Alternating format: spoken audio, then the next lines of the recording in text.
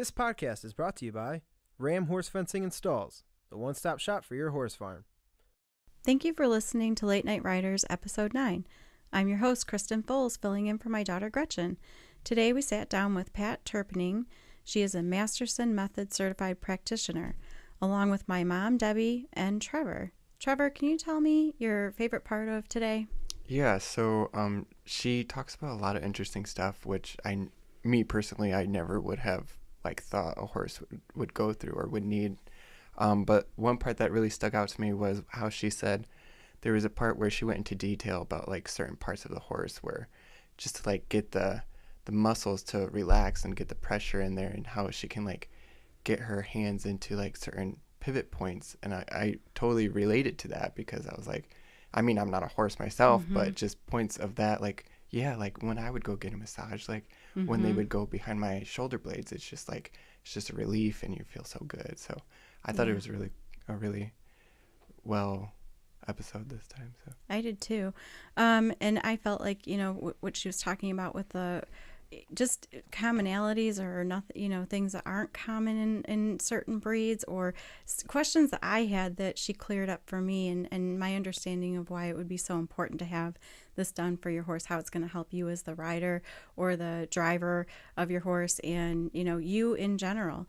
So and then later in Canter Banter, she has a couple cute stories for us that were a lot of fun. So I'm your host, Kristen Foles. We thank you so much for listening, and please enjoy. Welcome, everybody. Hey there. Hi. I'm joined by Trevor and Pat and Debbie. And Pat is, and I'm your host, Kristen. Pat Turpening, you are a Masterson Method Certified Practitioner. Can you tell us a little bit about what that is? It's the Masterson Method. It was designed by Jim Masterson. He lives in Iowa. And it's a program where you are helping the horse to improve their performance and their movements. It's a very light touch type of body work, so that they are not bracing against what you're doing. So when was this? This sounds like it was recent. When was this started? I started doing it I got certified 6 years ago, and I had seen Jim Masterson down at the Columbus Equine Affair, yeah, Yes, in Columbus, and watched him do a bladder meridian on the horse. He put several modalities together: chiropractic, acupressure points, and some chiropractic work. And he was a body worker, and he started noticing that whenever he touched a horse in a certain way, they started releasing tension. Okay. So he just started, he's a really gifted person with great intuition. And so he just started being very conscious of that and put together a program. It's really a life's work of what he has found with working with horses. So the first part of that, you said something about a bladder or something it's or other. Called, Sorry. It's called the bladder meridian in Chinese medicine. The bladder meridian goes from just in front of above their eyebrow, up over their ear, down their back, down their neck, across their back, down their back leg to their hoof. And all the other meridians in the body intersect the bladder meridian at some point. So that is why if you do that meridian, you are affecting the whole horse's body as you're going along. And it's a really light touch, light as you're barely touching their hair. And by staying really light, they release the tension. The way their nervous system is designed, they have nothing to brace against, nothing to push against. If you go harder, then the horse braces against you and then does not release the tension. By staying lighter, they have to. You might not be able to see Mimi, but I think she's relaxed already with Pat. She's upside down laying on the couch. I'm sorry. It's so cute. She just flipped upside down when you said, So Pat's very good. So go ahead, Pat. I'm sorry. I just had to say that. No, go ahead. Yeah. So I know, and we'll get back into the horses, but did this do anything for you too, as being around the animals, or how did this affect you? it affected me in that my hands got much better for my horse as a driving horse. And it gets you in tuned with your touch, with what you're doing with your body, because when you're doing body work, you have to be completely aware of what you are doing and what your body and energy is putting into the mix of working with the horses.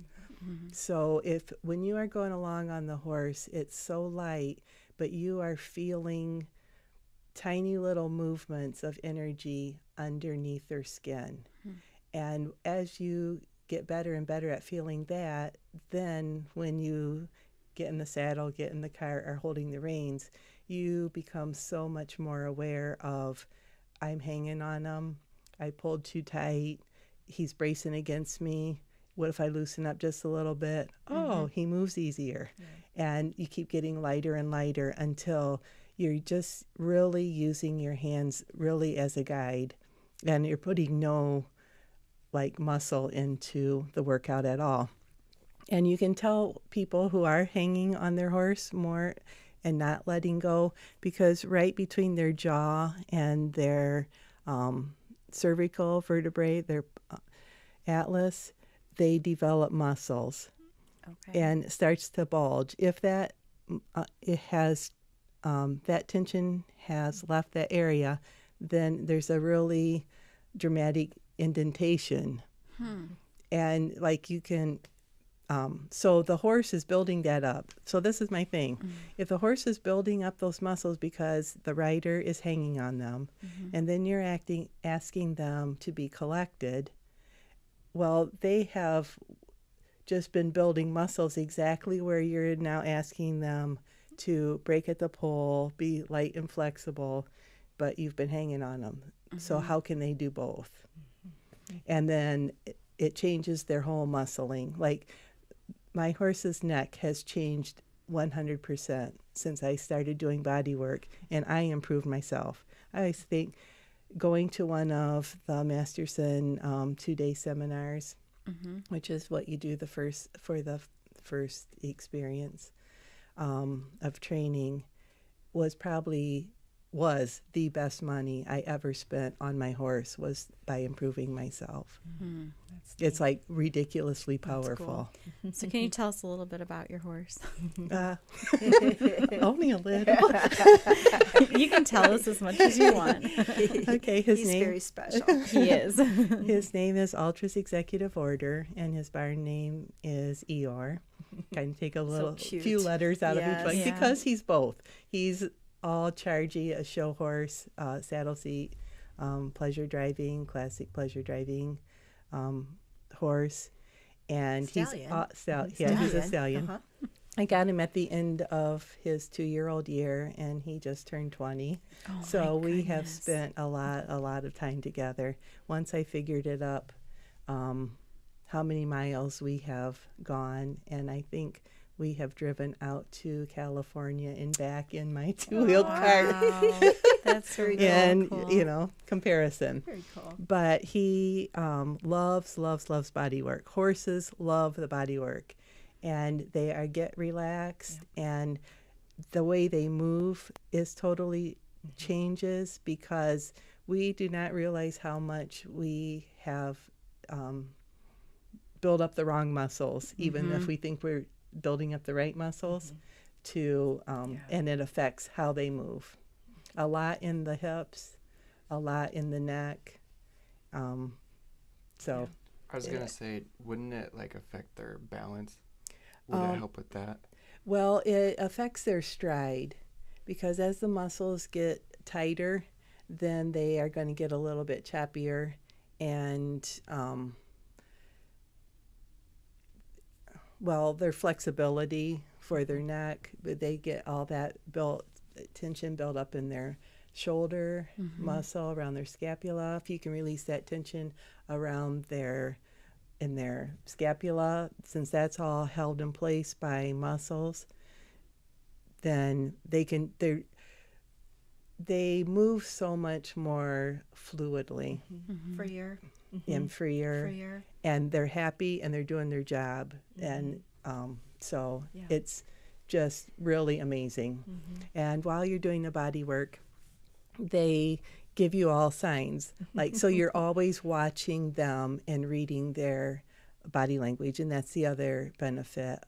You can realize so much more what they're thinking before they react to a situation, because by doing the body work, you have noticed that they're just starting to almost coil up underneath their hide before they did anything, do something, and then you can like shut them down if they're thinking, oh, this is going to be scary.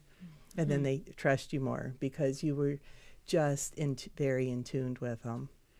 So you're working with a stallion. Did you ever feel like at any point you might want to geld him, or you kept him? No.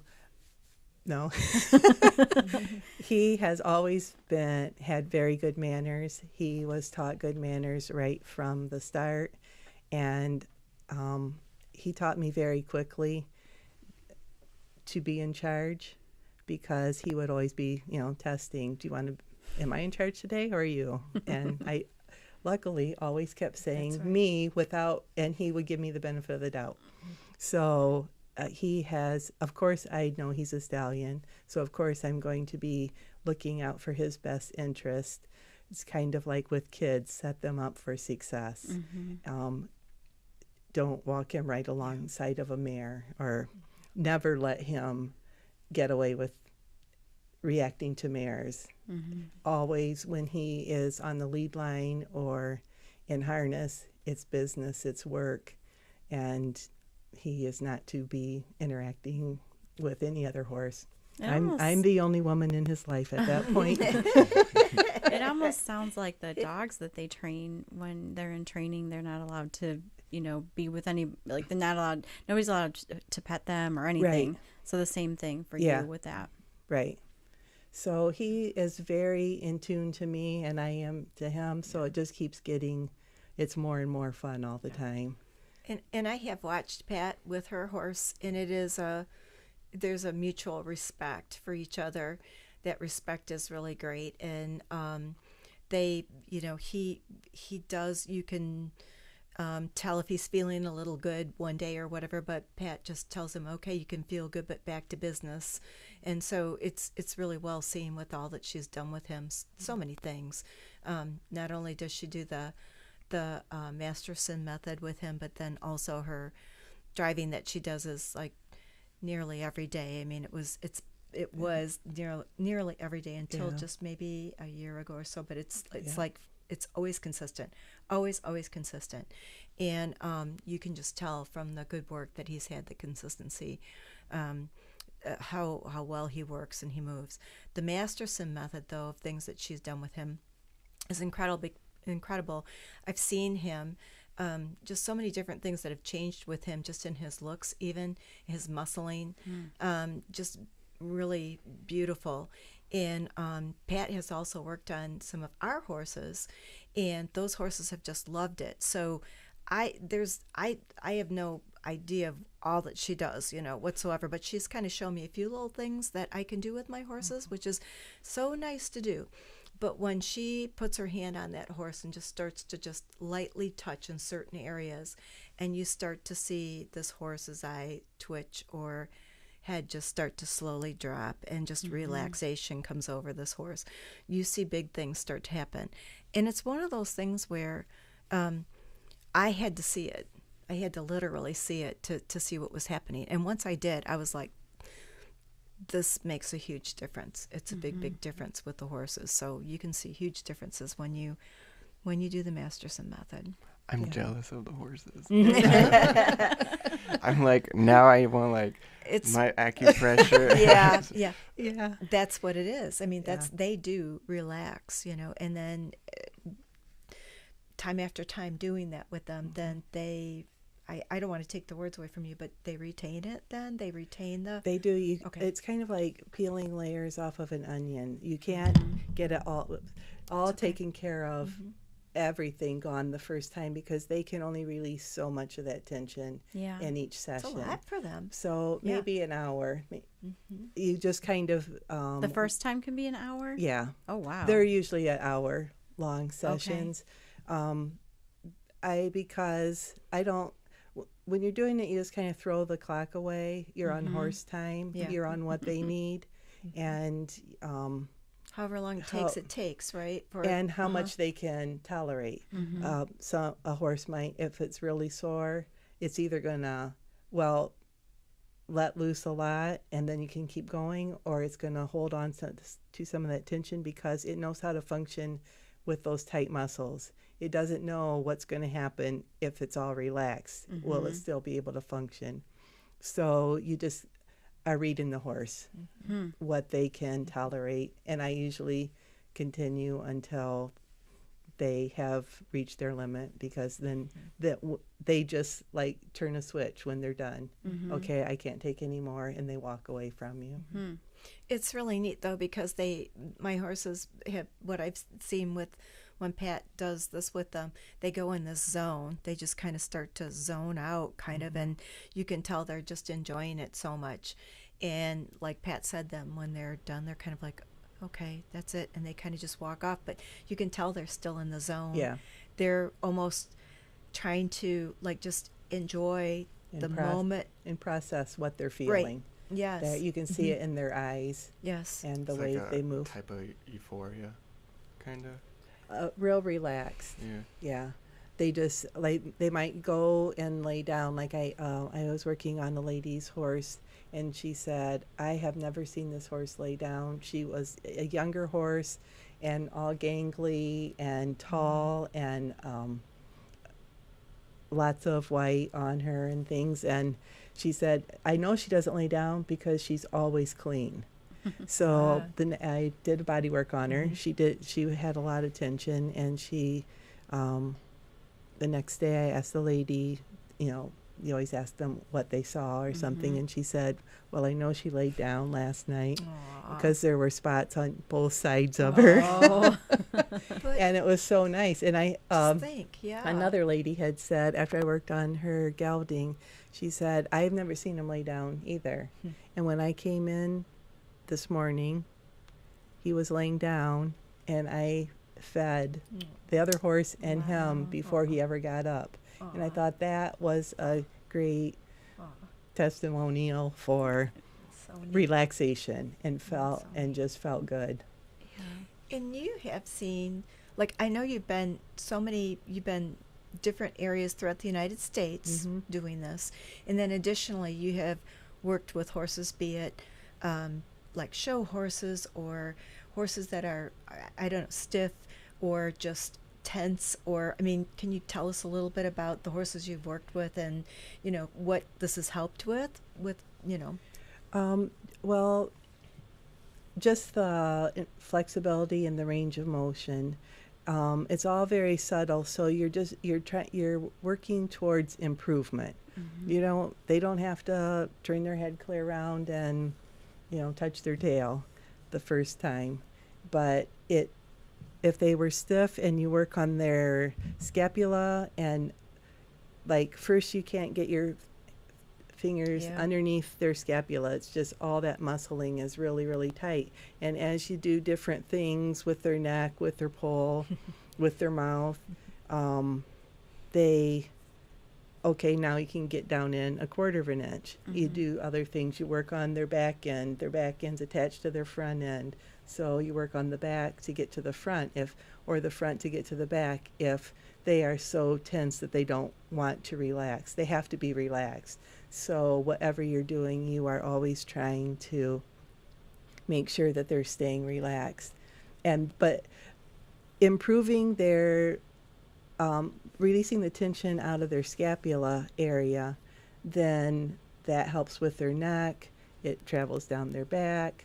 I was working on a horse, and we're working on the back end, and you could see like a zip of energy just run right underneath their skin, all up to their nose. I mean, they did it. Every single horse is so darn fascinating, you cannot believe it. In the scapula, for our listeners, just in case some people don't know exactly where that's at, that's in me. Kind of, like, can you explain like exactly where that area is? It's at the top of their front leg. It's kind of where their neck comes. Yeah, where there's Shoulder. yeah, they don't have a shoulder joint. They have the scapula, and they have all muscles. The scapula is the bone. You can usually feel it up at the base of their neck, and all of those muscles are all holding that into place. And so one thing I just wanted to say, going back to that, like I know my horses, when she's worked on them, she can take her hand and kind of put it into that area and maybe get her fingers down in a little bit. But with Eeyore, having had done this for so long, her hand was almost buried. Like you can, I mean, it goes way down in. And I mean, that's the difference, because how do you explain that? I don't want to say it wrong. It's relaxed. Yeah, the tension has gone out of those muscles. Yes. And her hand goes right down in. Yeah, like you can put like your butter. Whole hand behind their scapula when it's relaxed. Wow. And if they are tense, you can't even Just get your fingers to cup. So it's kind of like, when I did, I know you said it's not really a massage, it's more of the energy, but when I did my massage, it was, they take their hand, the masseuse would take their hands and like go under the shoulder blade kind of, it's kind of like that. Yes. Okay. It's like that, yeah. All right. It is. But the energy then that's released, and the difference in the horse is just night and day. I mean, it's just... And they move like, since he's saddle seat, he's trots higher, and it might look like it was work to trot. They can't, like, let's say, not shift their weight to the back so much and lift up. They're just tight, just the same as we are. If we have a tight muscle in our back or something, we're not going to be performing at our peak. So this helps them to be able to do that. So do you see like different horses react differently to this, as far as like, reactions? You mean? Well, the reaction, like, when it's spring and they get outside and they're like, they're a little hyper. And do you see any horses do that because they feel so good because there was a release, or do you feel like they're more subtle and just feel better, or? Well, everything they do. It might be a release just as simple as blinking their eye, like they just felt some energy and they're like, whoa, what was that? Or if you see your horse yawning, that is not because they're tired. That is releasing tension. So if you see your horse yawning, say, great job. Oh my gosh, look how good you did that.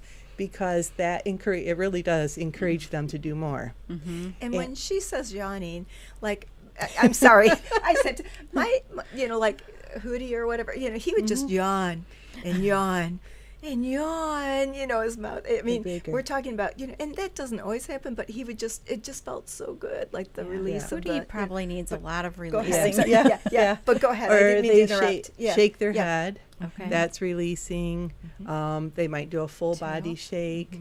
They might feel like almost like I think of it kind of as like little energy charges coming out of different parts of their body. You'll see they'll want to rub their muzzle on their leg or bite at their coronary band or on some other part of their body, or they might just involuntarily kick out with their back leg, or they'll do the yoga move down dog. And then they just will get so relaxed that literally you just take your hands like on either side of their hips and like go like this, and there's like a wave goes through them all the way to their nose. And like you can just with your fingertips make your horse sway. They get so relaxed like that. And a lot of horses' tongues are really tight. So notice when your horse is yawning, is its tongue sticking out just a tiny bit out of the side of its mouth, or is it going out like maybe 6 inches or something like that? That will tell you the tightness of the muscles surrounding their tongue. So did you have to change anything afterwards, like the bit after you started into this? Did you have to change any of the saddle or? No, I did not have to change anything with the bit. I just use it less because I let him do the work instead of me, and he knows how. He's was bred to be able to do his job more easily. And but if the muscling is changing and going in the right direction, like on your saddle or things, definitely keep an eye on that and change. Because saddle fit is super important. And another thing that I really liked about becoming certified was we had to take a really good anatomy class. It's about 1.5 years long course. Oh, wow. And so that helped me a lot, because just because you're around horses all the time doesn't mean you are necessarily understanding how the muscles and their bones are going together and stuff. That's a long time for a class. It was. We did a lot of field work, and when I went through, we did a 2-day seminar. And then if you wanted to go on, then you went home and practiced for a couple months. And then I took a 5-day seminar. And then I decided I wanted to go ahead and get certified. So I am assigned a mentor that's already certified and was an instructor in the program. And then I did 40 different sessions on horses and did up a write-up about what I found doing all the techniques, and then she critiqued it, and then I could go back and do another session on the horse so I could see the benefits of what I had done, and she gave me pointers on things that I could, more things that I could do.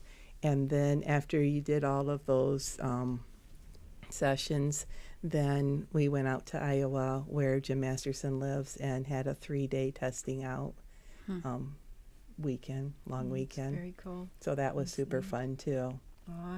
How long was it, Pat, that it took you?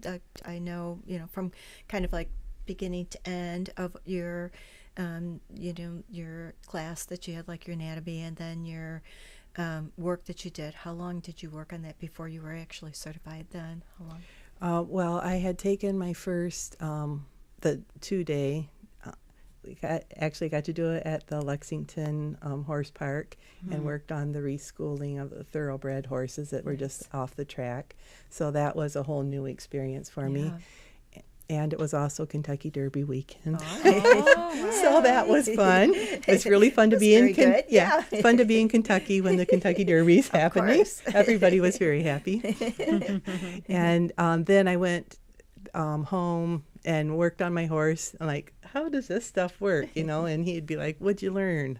Okay, this is something new. And every time I come back from a seminar, I did a lot. Well, in July, then I went for the 5-day and learned more things and came back, and he's like, okay, something new. So I helped then it was, and then in September, then I decided to start on the certification, and then it was the following October when I went out there. So you're working on the horses, doing your field work while you're taking anatomy classes, reading books, things like that. Can you take it at your own pace, or do you have to go? Okay. You can take it at your own pace. But by the time you find people who are willing to let you work on their horse, and that wasn't too hard, but it was still a lot of horses to find. But I had a really, really good mentor, and I went to a lot and helped her as an assistant at a lot of different seminars across the country, because by teaching other people, you learn a lot too. And so that was super educational, and so I got to touch a lot of different breeds that I never would have gotten a chance to be around. Yeah, that's exciting too. I'm sure. And now you are the only certified person in this area that we have, correct? Which is in Northwest Ohio. Are you all of Ohio, or can you tell me how far you? Well, I was the first certified person in Ohio in this technique. I think there's a lady by Cleveland or Pennsylvania border right now, too. But I go down to Dayton or to Columbus or over by Cleveland and work on horses. Or go up into Michigan. You can. So you were talking about the different breeds. Do you feel like there's different breeds that have the same like things that you're working on? That do any of them hold, or is it just a horse is a horse? Or did you notice anything that was common in any of the breeds? Not common to the breed, more common to the rider, with how riders are riding on their horse. So more of the discipline, or just riders in general? Riders in general. Riders in yeah. general. Yeah, of course That's interesting. Hunter jumper horses are just because of what they're having to do. I mean, you're going to get more discipline specific type of tightness and things, but the horses that I've worked on, I'm not like seeing a lot of the horses I've worked on have not been like the high performance horses so much, but tightness in the shoulder, tightness in the pole, I would say. People hanging on them too much and building up the muscles behind their jaw, that would be probably one of the biggest. Makes me feel bad. Like I kind of really want to think about what I'm doing when I'm. Me too. I mean, I do, but I mean, even more so. Go ahead, Trevor. Yeah. I don't know if it would relate at all, but at least for me, like my body sometimes would like the season, like the changes in the weather or like stuff like that, the drop in temperature. I imagine it could, but I haven't really found that. I just do body work all the time on my horse, and I have never had anything with the weather make any difference one way or the other. I was gonna say, because I know when it's cold, I'm like, yeah, really tight. all stiff. Yeah, Very much so. So we have one horse who really pulls, like my mom says, the holding, like riding wasabi, you're always pulling on him because he's always, pushing. Does that, like, if you do some of these things, does that help some of those things, or their mannerisms are just going to be their mannerisms? This just relaxes their body. I think the body work would help to a certain extent with that, because I use my horse for an example for everything. That's what I spent the most time with. But he never wanted to walk too much, and I like to trot too, so I know I was contributing to it. But the more body work I did and the more relaxed he became with his muscles, then he started slowing down more. I started slowing down more, and now we can just walk all around, but he walks without like the anticipation of going into the trot so much. Because the trot, walking, they are swinging their back, moving their back a lot while they're walking. And if your muscles are tight, you are not going to want to walk and have to swing your back and hips. If you're trotting, your back is pretty much stationary on a horse. So if he has tight muscles in his back and his hips, then he's going to want to trot because it's not moving and it's going to be more comfortable. And then we have Hootie, who is a real looker. I mean, if he's looking to the right, you're going to go to the right. So you're constantly having to, move him in the direction of where you want him to go. Does it help with anything like that, where it's more of a, not maybe so much the pulling, but it's more of the, he's curious. He goes Not where curiosity. he looks. He looks and he goes. He's like, Actually, I did body. He was one of my test horses, and Debbie was with me in really the funny. stall. And oh my He was gosh, hilarious. He's such a character, though. he was a character, but he had some releases that were like Really good. huge Really body big. releases that there was so much energy came out of him. Like it sounds really freaky, but I had my hand above his back end like that, like at his hips or pelvic region. And I look over at Debbie, like we don't know what the heck is going on. So much energy starts to be released. It felt like my hand was going like this. And I look over and it was just stationary. And We Debbie's had like, some "Oh my things gosh!" going on. Yeah, Yeah. we did that day. Yeah, something was releasing in his neck. It was just Yes. crazy. And when it was over, he was just like, "Okay, we're done." He was very happy. Yeah. Very, very happy. Like very satisfied. Very just relaxed and rested. Yeah, because Yeah. he's got a lot of energy. He has a lot of personality. He does have a lot of personality. He does. So can Yes. you do this with them and then go ride them right afterwards, or do you give them a break, or what? Well, they recommend, like, especially for the first few times, to not ride them after the bodywork session. Actually, anytime if you can not ride them the rest of the day, so that their body can really relax, the muscles can really relax, and they don't, you're not just getting them tense right again. Yeah. Oh, because you're kind of resetting their nervous system a little bit, and you don't want to be on them if all of a sudden they're like, "Whoa, that feels so good," Yeah. if they would fall over or something like that. And if you're paying somebody to come in and work on your horse, then it would be really nice to get the maximum benefit, because once the benefits, the releasing, continue for about 48 hours after you're done working. So even when I walk out of the barn, he is still releasing tension. So I have a couple more questions. One would be, how often, I know Eeyore's very lucky. He gets to have this done all the time. But how often do you suggest having, when you're going to work on another person's horse? Ideally would be if I could work on them 3 times, like 2 weeks apart, so that you can kind of build, or take away the more layers. You would notice more of an impact.